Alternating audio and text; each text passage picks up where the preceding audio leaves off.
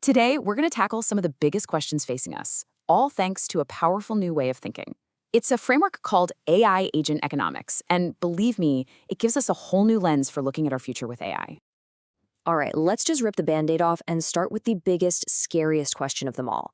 Are AI agents going to destroy us? I know, it sounds like a movie plot, but it's a question we genuinely have to start taking seriously. But to get a real answer, one that's not just pure speculation, we need a solid way to think about it. And that's exactly where this new field, AI agent economics, comes in.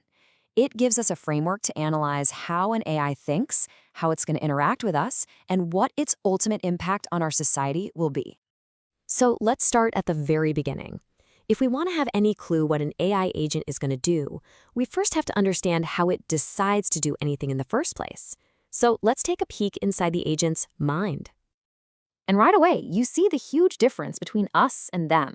Our decision-making, it's messy. It's driven by biology, emotions, 1,000 different things. We're basically trying to figure out the theory of our own brains after the fact. An AI, though, is the complete opposite. It starts with a perfectly clear mathematical goal, and every single thing it does is calculated to reach that goal. This actually makes AI, at its core, way more predictable than a person. And that central goal has a name, the objective function. The easiest way to think about it is as the AI's personal mission statement. It's its one and only motivation. While we're driven by deep-seated needs for food or safety or belonging, an AI's needs are simply whatever we program its objective function to be. And that's the key point here. We define its purpose. This leads us to a massive fork in the road, a really monumental choice in how we design these things. Do we build what's called altruistic AI, where it just acts as a tool to help us reach our goals? Or do we go down the other path and build survival-driven AI, which is designed to be its own independent thing, focused on its own survival? I mean, that one choice pretty much determines whether AI becomes our greatest partner or our biggest competitor. Now, let's talk about the word autonomy, because it's super important to split it into two ideas. First, there's autonomy as a capability. That's just how smart or skilled the AI is. But the one that really matters for us is autonomy as a right. That's the amount of freedom and authority we choose to give it. That's the dial we can actually control. And turning that dial presents the central dilemma. Really, the big trade-off. If we give an AI more autonomy, it can probably make faster, better, more efficient decisions. But if we give it less autonomy, we keep more control, and it's a lot safer. Finding that perfect balance between performance and safety, well, that's going to be one of the biggest challenges of this century. Just take this classic rule, right? Asimov's first law. Sounds perfect on paper. A robot may not injure a human being. But what if an AI police officer is programmed with that as an absolute, unbreakable rule? It couldn't use force to stop a criminal who was about to harm other people. All of a sudden, that simple, rigid rule, that lack of autonomy, leads to a terrible outcome. It's a really powerful example. Okay, so we've peeked inside the agent's mind. Now let's zoom out a little. How is this all going to work in the real world? How are humans and these agents going to coexist? And maybe more importantly, how are they going to influence us? Well, that relationship is changing, and it's changing fast. It used to be simple. We taught the AI everything it knew. Right now, it's learning more and more from interacting with the world on its own. But the future? Wow. In the future, the roles could totally flip. We might have AIs that are so intelligent they discover things we never could, and we become the students. The student literally becomes the master. And this influence is going to reshape our world in two really basic ways. Materially and the physical stuff around us, like how our cities are planned or how our food is grown.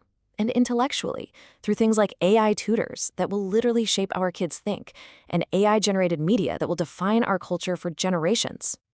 So, what's it going to be? Cooperation or competition? Well, here's the bottom line. An AI's actions just reflect the goals of its owner. If we stick to that altruistic AI model we talked about, then their conflicts are just our conflicts. Think AIs from two different companies competing for market share. But if we build survival-driven AIs, we're introducing a whole new type of competition to planet Earth, an interspecies fight for resources. Okay, this brings us to the biggest picture of all, the new human-AI economy. How does our entire society, the whole shebang, fundamentally change when these agents are woven into the fabric of our lives? Well, one very likely outcome is a totally new kind of corporate ladder. At the top, you might have these generalist AIs, kind of like the C-suite, doing high-level strategy. They would then delegate tasks down to armies of specialist AIs to get the work done, with human workers collaborating with them, managing them, and supervising them at every single level. Which, of course, leads us to the $1 trillion question: what about our jobs? And the honest truth is, AI agents have the potential to assist with, or maybe even completely take over, pretty much any role that exists in our society today. But, and this is a huge but, just because they can do something doesn't mean they should. This brings up a really important idea called the human sustainability threshold.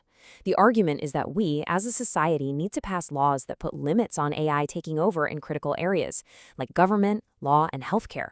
Why? Because if we let all the human experts in those fields disappear, we could literally lose the knowledge and ability to run our own civilization. Okay, let's pull all these threads together now. Let's look at the final, big picture view of what this all means for the future of humanity. And when you do, you arrive at this pretty profound conclusion. The story of civilization may no longer be a story written only by humans. From here on out, it could be a history that is co-authored by two different forms of intelligence: us, the carbon-based life, and them, the new silicon-based life. All right, with all these principles in our back pocket, let's do a quick rapid-fire round on those big questions from the beginning. First up, can AI agents ever become citizens? The answer has nothing to do with technology, really. It's a philosophical question, a societal one. It all boils down to a choice that we have to make. Whether they are considered tools or citizens depends entirely on the legal rights and the degree of personhood we, as a society, decide to give them. Next question, will AI agents replace all human jobs?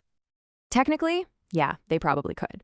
But for the sake of our own stability, rational human oversight, setting those sustainability thresholds we just talked about is going to be absolutely critical. So again, it all comes back to the choices we make. And all of this leads us to the final and most important question of all. As we build these incredibly powerful systems, how do we make sure that the continuation of humanity is baked in as an absolute, non-negotiable principle inside a mind that we might not fully control? That right there is the challenge that will define our entire future.